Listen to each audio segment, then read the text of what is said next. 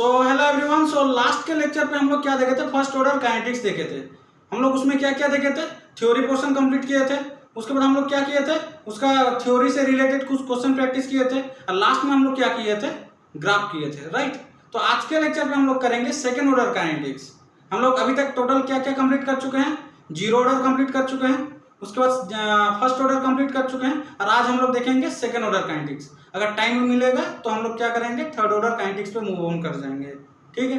तो चलिए स्टार्ट करते हैं। आज का जो टॉपिक रहेगा, पहला टॉपिक वो रहेगा आपका second order kinetics. Second order kinetics, ठीक है। जैसे कि नाम से पता चल रहा है, यहाँ पे जो रिएक्शन रहेगा उसका ऑर्डर आपका 2 रहेगा, ठीक है। तो मान लेते हैं हम लोग के पास एक रिएक्शन है, ए से आपका दे रहा है प्रोडक्ट, ठीक है, ये आपका दे रहा है प्रोडक्ट। हम यहाँ पे अज्यूम कर लेते हैं ये जो रिएक्शन है ये सेकेंड ऑर्डर काइनेटिक्स को फॉलो करता है। तो अकॉर्डिंग टू रेट लॉ, अगर इस रिएक्शन का मैं रेट ऑफ रिएक्शन लिखना चाहूँ तो कैसे लिखूंगा, रेट ऑफ रिएक्शन लिखना चाहूँ तो कैसे लिखूंगा, इसको आर से डिनोट करते हैं। तो इसको हम लोग कैसे लिखेंगे, रेट कांस्टेंट इनटू में क्या रहेगा, concentration of A. Yes sir no, क्योंकि ये सेकेंड ऑर्डर फॉलो कर रहा है, जिस वजह से यहाँ पे ए की पावर में क्या आएगा, 2 आएगा।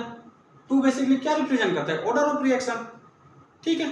तो इस इक्वेशन की अकॉर्डिंग अगर हम लोग इसका ग्राफ ड्रॉ करना चाहे तो कैसे ड्रॉ करेंगे, तो चलिए उसे भी देख लेते हैं। इस तरफ मैंने एक्स एक्सिस ले लिया, इस तरफ मैंने वाई एक्सिस ले लिया, ठीक है। और एक्स एक्सिस की ओर मैंने लिया कॉन्सेंट्रेशन, कॉन्सेंट्रेशन किसका, रिएक्टेंट का, ठीक है। और इस तरफ मैंने ले लिया रेट ऑफ रिएक्शन, ठीक है, रेट ऑफ रिएक्शन। तो इसका अगर ग्राफ ड्रॉ करें इस इक्वेशन के अकॉर्डिंग तो इसका जो ग्राफ आएगा कुछ इस तरीके से आएगा, ठीक है। यहाँ पे क्या हो रहा है, रेट ऑफ रिएक्शन जो है वो ए के स्क्वायर के फॉर्म पे डिपेंड कर रहा है, राइट, डायरेक्टली प्रोपोर्शनल टू ए की स्क्वायर की फॉर्म में। अब फर्स्ट ऑर्डर काइनेटिक्स में हम लोग क्या देखे थे, rate of reaction directly proportional to concentration of A, but इस केस में स्क्वायर की फॉर्म में डिपेंड कर रहा है, जिस वजह से ग्राफ हम लोग का जो आ रहा है कुछ इस तरीके से आ रहा है। फर्स्ट ऑर्डर काइनेटिक्स का ग्राफ कैसे था, उसका ग्राफ कुछ स्ट्रेट लाइन था, राइट, क्योंकि रेट आपका क्या था, डायरेक्टली प्रोपोर्शनल था आपका क्या, कॉन्सेंट्रेशन ऑफ ए से। क्लियर हो गया। तो फटाफट से इसका नोट डाउन कर लीजिए, उसके बाद हम लोग देखेंगे integrated form of second order kinetics, ठीक है। तो फटाफट से इसका नोट डाउन कर लीजिए। हो गया नोट डाउन। तो चलिए देखते हैं इसका इंटीग्रेटेड इक्वेशन कैसे आता है। तो अभी टॉपिक का नाम लिखिए, integrated form of second order kinetics, integrated form of second order kinetics, integrated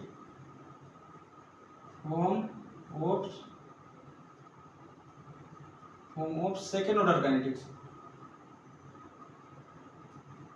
second order kinetics, ठीक है। Integrated form of second order kinetics. तो पहला काम हम लोग को क्या करना पड़ेगा, एक रिएक्शन लेना पड़ेगा। तो मान लेते हैं हम लोग के पास एक रिएक्शन है, ए से आपका क्या दे रहा है, प्रोडक्ट दे रहा है। और यहाँ पे हम लोग एज्यूम कर लेते हैं कि जो रिएक्शन है ये आपका सेकेंड ऑर्डर काइनेटिक्स को फॉलो करता है, ठीक है। तो अकॉर्डिंग टू रेट लॉ अगर हम लोग इस रिएक्शन का रेट ऑफ रिएक्शन लिखना चाहे तो कैसे लिखेंगे, तो चलिए उसे भी लिख लेते हैं। रेट ऑफ रिएक्शन, जिसको कि हम लोग शॉर्ट फॉर्म में डिनोट करते हैं आर से, इसको हम लोग कैसे लिखेंगे, रेट कांस्टेंट इनटू में रहेगा आपका क्या, ए की कॉन्सेंट्रेशन, क्योंकि ये सेकेंड ऑर्डर रिएक्शन को फॉलो करता है, जिस वजह से इसके पावर में क्या आएगा, 2 आएगा। यहाँ तक किसी को कोई डाउट है, ठीक है। तो इसको हम लोग नाम दे देते हैं इक्वेशन 1। क्लियर हो गया। और हम लोग को पता है रेट ऑफ रिएक्शन को हम लोग और एक तरीके से लिख सकते हैं, तो चलिए उसे भी देख लेते हैं। रेट ऑफ रिएक्शन कैसे लिखेंगे, अगर अकॉर्डिंग मतलब ए की रिस्पेक्ट पे अगर रेट ऑफ रिएक्शन लिखना चाहे तो कैसे लिखेंगे, हम लोग को सिंपली क्या करना पड़ेगा, ए की कॉन्सेंट्रेशन को टाइम से डिवाइड करना पड़ेगा, ठीक है। उसके बाद हम लोग को देखना पड़ेगा यहाँ पे क्या कोएफिशिएंट है, अगर कोएफिशिएंट है तो कोएफिशिएंट से डिवाइड करना पड़ेगा। इस केस में देखिए कोएफिशिएंट क्या है, 1 है, तो जिस वजह से हम लोग क्या करेंगे, 1 से डिवाइड कर देंगे, ठीक है। क्योंकि ये रिएक्टेंट साइड में है, हम लोग को पता है रिएक्टेंट साइड में रहेगा, तो हम लोग को क्या करना पड़ेगा, एक साइन मतलब माइनस साइन एक्स्ट्रा लेना पड़ेगा। तो चलिए यहाँ पे लिख देते हैं माइनस साइन।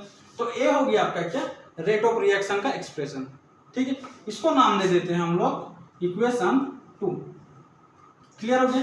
इक्वेशन 1 और इक्वेशन 2 क्या है, दोनों ही रेट ऑफ रिएक्शन का इक्वेशन है, राइट। तो हम लोग क्या कर सकते हैं, दोनों को इक्वल लिख सकते हैं। तो चलिए लिखते हैं। तो एक काम करते हैं, यहाँ पे लिख देते हैं, ठीक है। एक काम करते हैं, इससे मैं उठा के यहाँ पे लिखा, तो dA/dt क्लियर हो गया। उसके बाद में इक्वल किया किससे, इससे, रेट कांस्टेंट इनटू में कॉन्सेंट्रेशन पावर में स्क्वायर, क्लियर हो गया। अब एक काम करते हैं, ए को ए की तरफ ले आते हैं और dt को इस तरफ ले जाते हैं, ठीक है, क्लियर। तो चलिए लिखते हैं, dA बाई में आपका रहेगा a का स्क्वायर, ठीक है। dt को इस तरफ ले जाते हैं इक्वल टू k dt। एक काम करते हैं, माइनस को भी इस तरफ ले जाते हैं तो माइनस चला आएगा, ठीक है, क्लियर हो गया। अब हम लोग क्या करेंगे, दोनों साइड हम लोग क्या करेंगे, इंटीग्रेशन करेंगे। और हम लोग को पता है इंटीग्रेशन करने के लिए क्या हम लोग को चाहिए, लिमिट चाहिए। तो लिमिट चलिए यहाँ पे ले लेते हैं। लेट मान लेते हैं जब टाइम t इक्वल टू 0 था, जब रिएक्शन स्टार्ट नहीं हुआ था, उस टाइम रिएक्टेंट का कॉन्सेंट्रेशन था आपका A0, ठीक है। ए का कॉन्सेंट्रेशन कितना था, A0 था, समझ में आ गया, ठीक है। उसके बाद टाइम जब t था, ठीक है, जब time t equal to t था, जब time t equal to t था, उस टाइम a का जो कॉन्सेंट्रेशन था वो आपका था 80, क्लियर हो गया। 80 क्या है आपका, रिमेनिंग कॉन्सेंट्रेशन, ठीक है, मतलब रिएक्शन होने के बाद में कितना रिएक्टेंट आपका बचा हुआ है वही है आपका क्या, 80, ठीक है, समझ में आ गया। तो चलिए लिमिट लिखते हैं। हम लोग को क्या करना पड़ेगा, इंटीग्रेशन करना पड़ेगा। तो ए की लिमिट कितना से कितना तक दिया हुआ है, A0 से 80 तक दिया हुआ है, A0 से 80 लिख देते हैं, ठीक है। टाइम का लिमिट देखिए 0 से t दिया हुआ है, 0 से क्या दिया हुआ है, t दिया हुआ है।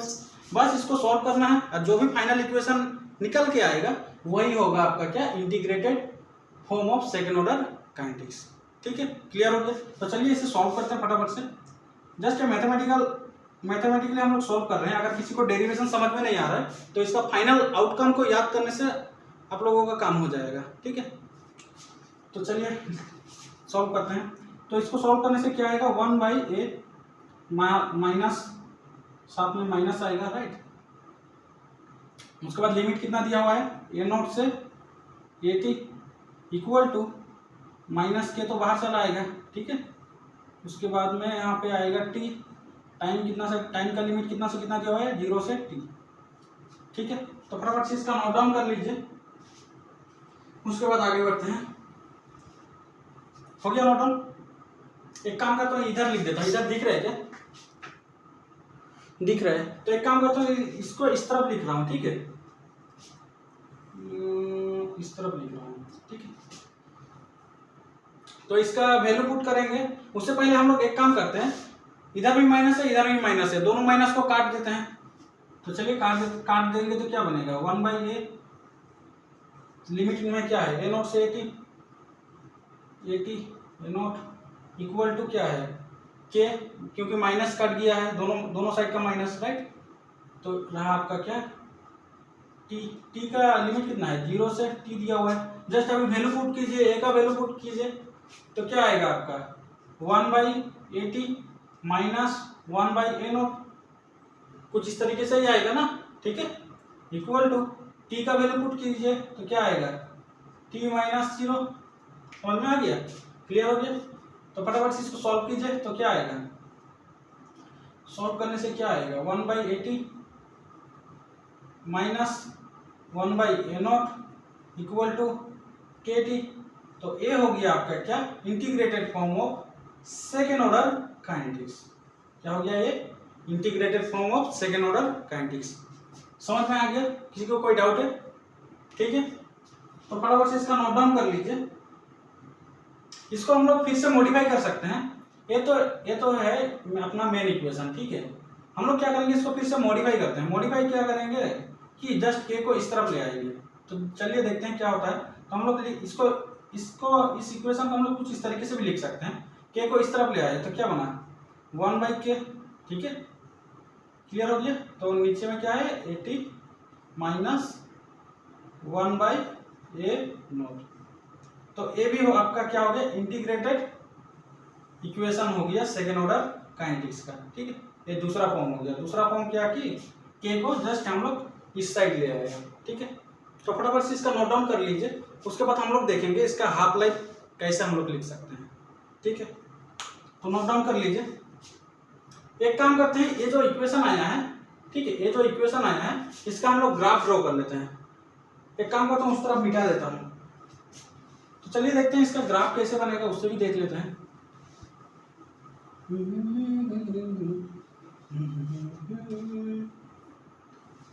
यहाँ पे मिटा देते हैं। एक काम करते हैं, ग्राफ देखते हैं इसका ग्राफ कैसे आएगा। ग्राफ में हम लोग क्या देखने वाले हैं, कॉन्सेंट्रेशन वर्सेस टाइम का ग्राफ देखेंगे। ठीक है, मतलब 1/80 वर्सेस टाइम का ग्राफ देखने वाले हैं। तो चलिए फटाफट से देख लेते हैं इसे भी। तो इस ग्राफ को हम लोग कुछ इस तरीके से भी लिख सकते हैं। एक काम करता हूँ, पहले तो मेन इक्वेशन को लिख लेता हूँ। 1/80 था, ठीक है, 1/A0 इक्वल टू KT। कुछ इसी तरीके से हम लोग का क्या इक्वेशन है, राइट। हम लोग क्या करते हैं, 1/A0 को इस तरफ ले जाते हैं। ठीक है, 80 equal to KT plus A0। ठीक है, क्लियर हो गया। ये हो गया आपका क्या इक्वेशन। अब ये इक्वेशन के अकॉर्डिंग हम लोग क्या करेंगे, ग्राफ ड्रॉ करेंगे। ठीक है, तो चलिए एक्सेस ड्रॉ कर लीजिए फटाफट से। ये हो गया आपका क्या एक्स एक्सेस, ये हो गया आपका वाई एक्सेस। ठीक है, उसके बाद एक्स एक्सेस की ओर मैंने ले लिया टाइम और वाई एक्सेस की ओर ले लिया मैंने कॉन्सेंट्रेशन, 1/कॉन्सेंट्रेशन, मतलब इसको ले लिया 1/80 को ले लिया। क्लियर हो गया, समझ में आ गया। तो चलिए ग्राफ कैसे बनेगा। अगर हम लोग ग्राफ का इक्वेशन से इस इक्वेशन को कंपेयर करें तो कैसे होगा। एक काम करता हूँ, ग्राफ का इक्वेशन यहीं पे लिख देता हूँ। वाई क्या था ग्राफ का equation, Y equal to mx plus C, और जहाँ पे सी क्या था इंटरसेप्ट था, m क्या था स्लोप था। तो यहाँ पे इस इक्वेशन से कंपेयर करेंगे तो इंटरसेप्ट कौन आएगा 1/A0, स्लोप कौन रहेगा k, यस और नो। तो चलिए देखते हैं। तो क्योंकि यहाँ पे देखिए इंटरसेप्ट क्या है, पॉजिटिव है, राइट, पॉजिटिव है, जिस वजह से इसका ग्राफ जो स्टार्ट होगा वो पॉजिटिव वाई से स्टार्ट होगा। ठीक है, मतलब कुछ यहाँ से स्टार्ट होगा। अगर नेगेटिव इंटरसेप्ट रहता तो नेगेटिव वाई से स्टार्ट होता है, इस साइड से, राइट, क्लियर।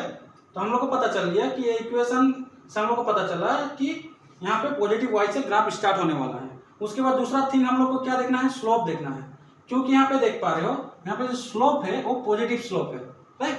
पॉजिटिव स्लोप का ग्राफ कैसे होता है, अपवर्ड्स ग्राफ होता है, और नेगेटिव स्लोप का ग्राफ कैसा होता है, डाउनवर्ड्स ग्राफ होता है, राइट। तो यहाँ पे देख लो पॉजिटिव स्लोप, तो यहाँ से कुछ इस तरीके का ग्राफ मिलेगा आपको। ठीक है, क्लियर हो गया, समझ में आ गया। और यहाँ पे जो इतना जो पोर्शन है वो आपका है इंटरसेप्ट। इंटरसेप्ट कितना है 1/A0 है। क्लियर हो गया, समझ में आ गया। और यहाँ पे स्लोप क्या है, स्लोप आपका क्या है के, राइट, जिसको हम लोग क्या लिखते हैं tan theta, tan theta. Clear हो गया, किसी को यहाँ तक किसी को कोई डाउट है, क्लियर हो गया। और थीटा यहाँ पे क्या है, थीटा यहाँ पे एंगल है एंटी क्लॉकवाइज वाला एंगल। ठीक है, इस क्लॉकवाइज एंटी क्लॉकवाइज वाला एंगल। क्लियर हो गया, समझ में आ गया। तो फटाफट से इसका नोट डाउन कर लीजिए। उसके बाद हम लोग देखेंगे half life of second order reaction कैसे लिखेंगे। हाफ लाइफ का मतलब क्या है, हाफ लाइफ का मतलब क्या है, वो टाइम जब रिएक्शन का आधा रिएक्टेंट प्रोडक्ट में कन्वर्ट हो जाता है, मतलब आधा रिएक्शन कंप्लीट हो जाता है, उसी को हम लोग क्या बोलते हैं, हाफ लाइफ। ठीक है, तो फटाफट से इसका नोट डाउन कर लीजिए। उसके बाद हम लोग देखेंगे हाफ लाइफ कैसे लिखेंगे। तो चलिए नोट डाउन कर लीजिए।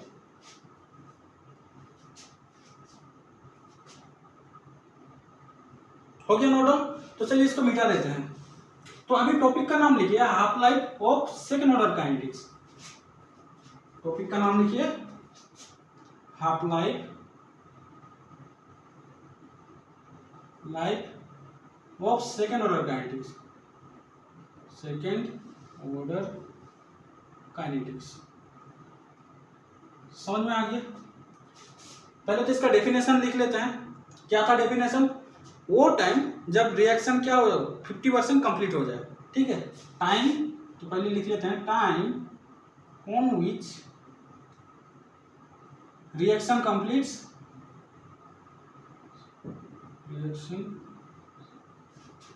रिएक्शन कंप्लीट्स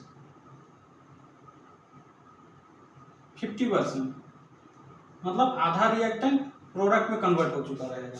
मतलब बचा कितना रहेगा रिएक्टेंट 50%, मतलब आधा रिएक्टेंट बचा रहेगा, राइट। तो मान लेते हैं इस केस में जो हाफ लाइफ का टाइम है वो आपका है टी हाफ, ठीक है, टी हाफ उसका हाफ लाइफ का टाइम है।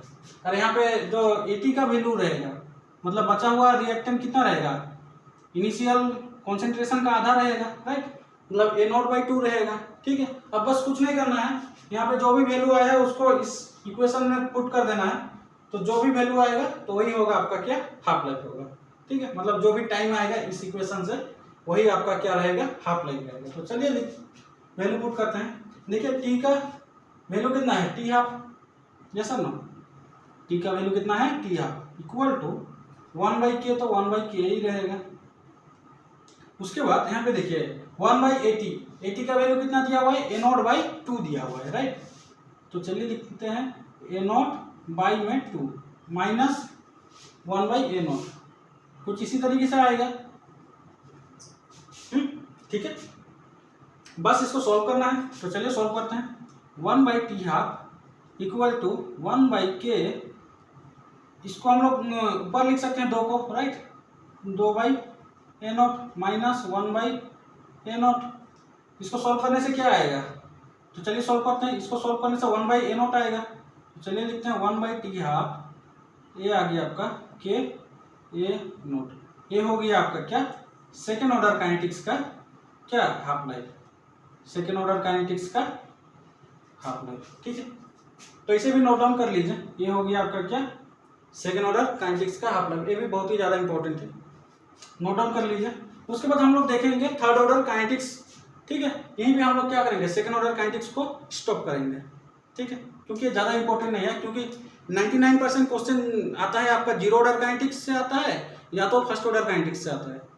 सेकेंड ऑर्डर और थर्ड ऑर्डर यहाँ से बहुत ही कम क्वेश्चन आता है, इसीलिए हम लोग क्या करेंगे, इसको बहुत ही शॉर्ट वे में सॉल्व करने, मतलब कंप्लीट करेंगे, मतलब ज़्यादा लेंदी नहीं बनाएंगे सेकेंड ऑर्डर काइनेटिक्स और थर्ड ऑर्डर काइनेटिक्स को, ठीक है। तो चलिए फटाफट से इसका नोट डाउन कर लीजिए।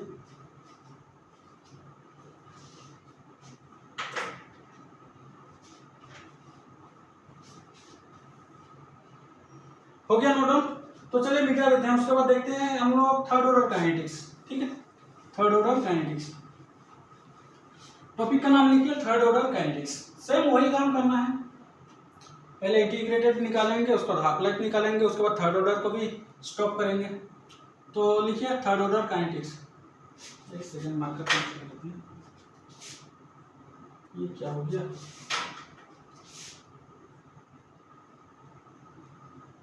थर्ड ऑर्डर काइनेटिक्स, ठीक है। जैसे कि यहाँ पे थर्ड ऑर्डर बोला है, मतलब यहाँ पे जो रिएक्शन रहेगा उसका ऑर्डर कितना रहेगा, 3 रहेगा। तो मान लेते हैं हम लोग के पास एक रिएक्शन है, लेट सपोज मेरे पास एक रिएक्शन है, ए से आपको दे रहा है प्रोडक्ट, ठीक है, ए से आपको क्या मिल रहा है, प्रोडक्ट मिल रहा है। और यहाँ पे जो ए है, ये आपका क्या है, रिएक्टेंट है। सेम वही काम करना है, मान लेना है हम लोग को ये जो रिएक्शन है ये थर्ड ऑर्डर काइनेटिक्स को फॉलो कर रहा है। तो अकॉर्डिंग टू रेट लो हम लोग अगर इसका रेट लिखना चाहे, रेट ऑफ रिएक्शन, तो कैसे लिखेंगे, rate of reaction are equal to, कैसे लिखेंगे, रेट कांस्टेंट इनटू में ये, और क्योंकि थर्ड ऑर्डर को फॉलो कर रहा है इस वजह से पावर में रहेगा 3, ठीक है, पावर में क्या रहेगा 3, क्लियर हो गया। 3 क्या रिप्रेजेंट करते हैं, आपका ऑर्डर ऑफ रिएक्शन को, क्लियर हो गया। तो इस इक्वेशन का अगर हम लोग ग्राफ लिखना चाहे तो कैसे लिखेंगे, फटाफट से कर रहा हूँ ना यहाँ पे। तो इसका ग्राफ कुछ इस तरीके से आएगा, ये रहा आपका एक्स एक्सेस, ये रहा आपका वाई एक्सेस। एक्स एक्सेस की ओर मैंने ले लिया कॉन्सेंट्रेशन, ठीक है, कॉन्सेंट्रेशन ऑफ रिएक्टेंट ले लिया, और वाई एक्सेस की ओर ले लिया मैंने रेट ऑफ रिएक्शन। इसका ग्राफ कैसे आएगा, कुछ इस तरीके से आएगा, ठीक है, कुछ इस तरीके से आएगा, समझ में आ गया। तो फटाफट से इसका नोट डाउन कर लीजिए। उसके बाद हम लोग चलते हैं इसका integrated form of third order kinetics के ऊपर। तो चलिए फटाफट से नोट डाउन कर लीजिए।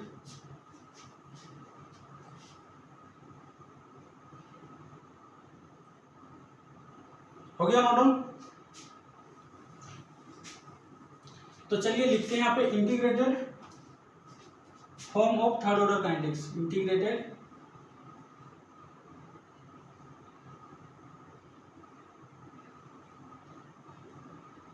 Form of third order kinetics. दिख रहा है क्या? एक सेकंड हमको चेक करने दीजिए, तो मार्कर थोड़ा ज़्यादा ही हो गया है। दिख रहा है, ठीक है। तो चलिए सॉल्व करने की कोशिश करते हैं। तो सबसे पहले तो हम लोग को एक रिएक्शन ले लेना पड़ेगा। तो मान लेते हैं हम लोग के पास रिएक्शन है, ए से आपका क्या दे रहा है, प्रोडक्ट दे रहा है, ठीक है। इस केस में मान लेते हैं ये जो रिएक्शन है ये थर्ड ऑर्डर को काइनेटिक्स को फॉलो करता है। तो अकॉर्डिंग टू रेट लॉ हम लोग इसका रेट ऑफ रिएक्शन कैसे लिखेंगे, rate of reaction are equal to कैसे लिखेंगे हम लोग, कॉन्सेंट्रेशन ऑफ के इंटू में ए, क्योंकि थर्ड ऑर्डर काइनेटिक्स को फॉलो करता है इस वजह से पावर में क्या आएगा, 3 आएगा। इक्वेशन नंबर 1 दे देते हैं, ठीक है। अभी हम लोग क्या करेंगे, रेट ऑफ रिएक्शन को और एक फॉर्म में लिखेंगे। तो कैसे लिखते थे हम लोग, पहले लिखे थे हम लोग कैसे, रेट ऑफ रिएक्शन ए की रिस्पेक्ट में लिखेंगे तो कैसे लिखेंगे, कॉन्सेंट्रेशन ऑफ ए को टाइम से डिवाइड करना है, ठीक है। क्योंकि यहाँ पे रिएक्टेंट है तो यहाँ पे माइनस साइन आएगा, और यहाँ पे कोफिशिएंट रहने से कोफिशिएंट से डिवाइड करते थे, क्योंकि यहाँ पे 1 है तो 1 से डिवाइड करना पड़ेगा। तो चलिए डिवाइड कर देते हैं, कोई बात नहीं। इसको नाम दे देते हैं इक्वेशन नंबर 2। क्लियर हो गया। अब क्योंकि दोनों ही इक्वेशन क्या है, रेट ऑफ रिएक्शन का इक्वेशन है, तो इसे हम लोग इस दोनों इक्वेशन को हम लोग क्या कर सकते हैं, इक्वल कर सकते हैं। तो चलिए इक्वल कर देते हैं। तो इसको मैंने इस साइड ले लिया, minus D A by D T, ठीक है, इक्वल टू के ए की क्यूब, ठीक है। इसको मैंने इस तरफ ले लिया, इक्वल किया इससे, समझ में आ गया। अब कुछ नहीं करना है, ए को ए की तरफ ले आना है, डी टी को इस तरफ ले जाना है। चलिए करते हैं। तो D A by A cube equal to K D T. एक काम करता हूँ, इस माइनस को इस तरफ ले जाता हूँ, ठीक है, ठीक है। क्लियर हो गया। अब बस कुछ नहीं करना है, दोनों साइड इंटीग्रेशन करना है, और इंटीग्रेशन के लिए चाहिए हम लोग को लिमिट। तो चलिए लिमिट भी ले लेते हैं। लेट जब t इक्वल टू 0 था उस टाइम ए का कॉन्सेंट्रेशन ए नॉट था, जब t इक्वल टू टी था, ठीक है, जब टाइम आपका t था उस टाइम ए का कॉन्सेंट्रेशन आपका था ए टी, ठीक है। तो चलिए देखते हैं।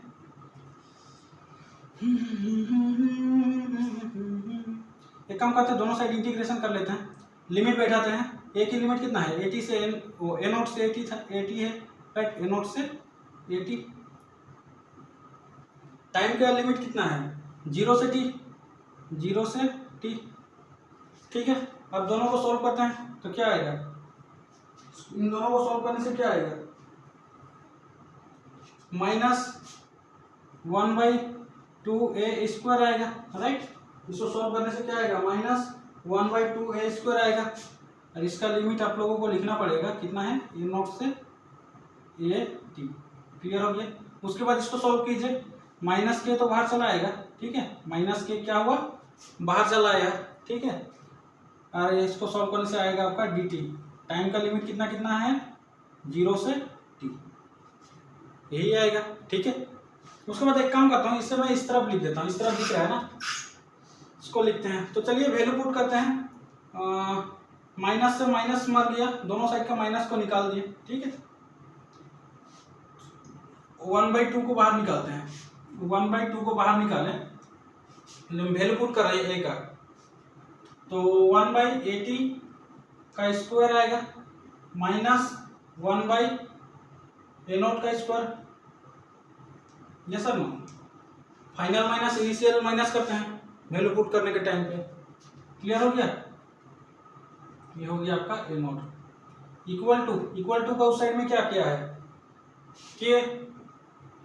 अब t का वैल्यू पुट कीजिए, t -0 आएगा, समझ में आ गया, ठीक है। अब बस कुछ नहीं करना है, इसको सॉल्व करने से क्या आएगा, यहां से तो आ जाएगा आपका क्या, KT चला आएगा इधर, KT चला आएगा इधर। अब बस कुछ नहीं करना है, k को इस तरफ ले आना है, 1/2k, ठीक है। तो सॉरी 2k चला आएगा, उसके बाद ब्रैकेट 1/80 का स्क्वायर माइनस 1/a0 का स्क्वायर, ये हो गया आपका क्या integrated form of third order kinetics का इक्वेशन। ठीक है, ये हो गया आपका क्या integrated form of third order kinetics. तो एक काम करते हैं, लेक्चर को यहीं पे स्टॉप करते हैं, मार्कर का इंक थोड़ा खत्म हो गया है। तो नेक्स्ट लेक्चर में हम लोग देखेंगे कि इसका हम लोग हाफ लाइफ कैसे लिखेंगे, उसके बाद इसका ग्राफ हम लोग कैसे बनाएंगे। ठीक है, तो चलिए आज का लेक्चर यहीं पे स्टॉप करते हैं, तब तक के लिए पढ़ाई करते रहिए। Thank you.